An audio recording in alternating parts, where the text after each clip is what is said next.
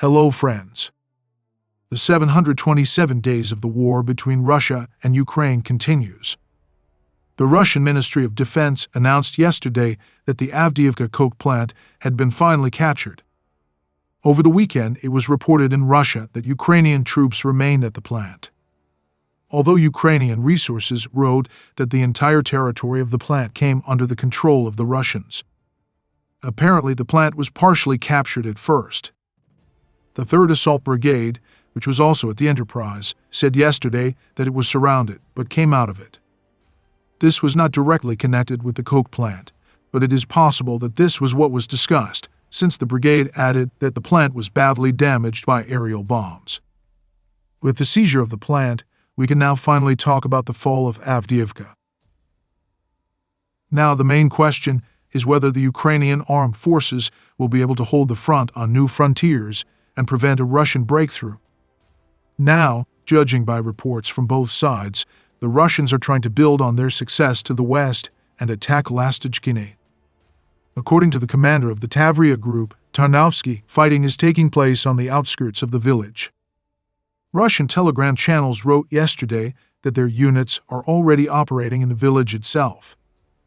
In turn, Ukrainian telegram channels this morning reported that the enemy was advancing along the forest belt east of Yevhenii, where they managed to come close to the village in an area up to 150 meters wide and to a depth of up to 400 meters. The Ukrainian telegram channel Deep State reports that the Russian attack on Yevhenii was repulsed. According to him, the enemy attacked in a column with 1 tank and 6 infantry fighting vehicles. The infantry fighting vehicles exploded or were hit. The tank, unfortunately, managed to escape, Deep State wrote. Judging by the telegram channel post, the Russians did enter Yevhenii, but were successfully knocked out. Meanwhile, the deputy commander of the 3rd Assault Brigade writes that the enemy in the Avdiivka direction has enough forces and means to advance further. And they will do this. Now the 3rd Assault, together with other units, has occupied certain defense lines around Avdiivka. The intensity of the fighting is high, but of course, not as tough as it was in the city. The main direction for the Russians today is Yevhenii. We clearly realize that in the city itself the Russians have enough forces for a further offensive, wrote Deputy Commander Zorin in his telegram channel. The Ukrainian publication, Struna, spoke with several more Ukrainian soldiers who left Avdiivka. In reality, nothing was done for an organized withdrawal from the city. We left on our own. There was no evacuation transport. They said that maybe this transport was somewhere in the rear, but the cars could no longer get to Avdiivka, since all the roads were shot right through. The coke plant could still hold out, but the order was given to withdraw. Cover was provided by the 3rd Assault Brigade. This brigade was brought to Avdiivka too late. As for the Russian tactics, this is how they attack now. First comes very powerful artillery shelling and the dropping of guided bombs. The main targets are the positions of our troops, roads and rear areas, frontal air defense. Then they raise a mass of FPV drones and precisely finish off any movement of ours, while at the same time their infantry is being transported in armored personnel carriers along the flanks.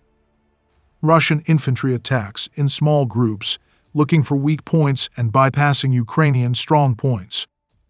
The advantage in manpower among the Russians in the fall was only insignificant, but gradually increased, since we could not make up for our losses, and the Russians were constantly replenished.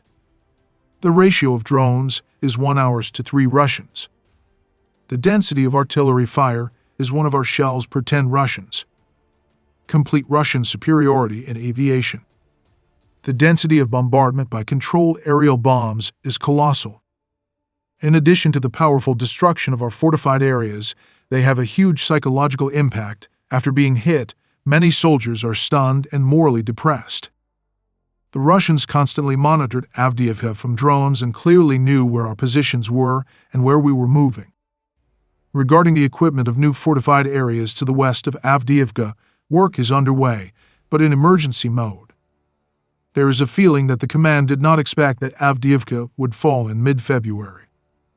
There also remain problems with equipment when equipping positions.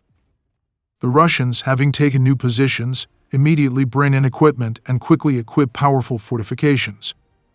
Unfortunately, this is not the case here, the Ukrainian military told the Struna publication. Another section of the front that began to move is Zaporizhia. Western media are already writing about this. Russia is gathering a huge number of troops near the front line in the Zaporizhia region, CNN writes, citing Russian and Ukrainian sources. A massive buildup of Russian troops is reported in roughly the same places where Ukraine's armed forces tried to launch a counteroffensive last summer. This comes as Russian troops seek to increase their advantage on the Eastern Front after raising their flag in Avdiivka, writes CNN. Let me remind you that since Saturday, Russian attacks have been going on from the southern side, both towards Robotyne and further east, with the likely goal of breaking through the corridor between Robotyne and Verbovy, cutting the ledge held by the Ukrainian armed forces into two parts. Russian and Ukrainian Telegram channels stated that the Russians managed to enter the southern outskirts of Robotyne. Also, the Deep State Telegram channel announced the advance of Russian troops in the second sector, southeast of Robotyne. There, the enemy continues assault operations along the Surovikin line with the goal of establishing complete control over it. Officially, the Ukrainian armed forces say that all attacks by Russian troops in this direction have been repulsed.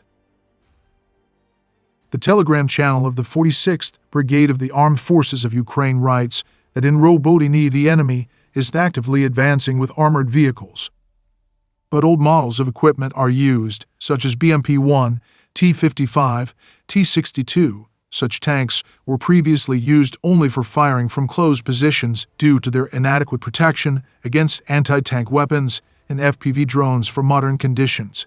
This indicates either a reduction in reserves and the general availability of armored vehicles at the enemy command in this direction, or a very cynical approach. Why send new equipment to attack if it will last no more than an hour on the battlefield? It can be left as a mobile reserve for further actions, but for now burn the trash. Both options have already taken place in different sectors of the front, writes the Telegram channel.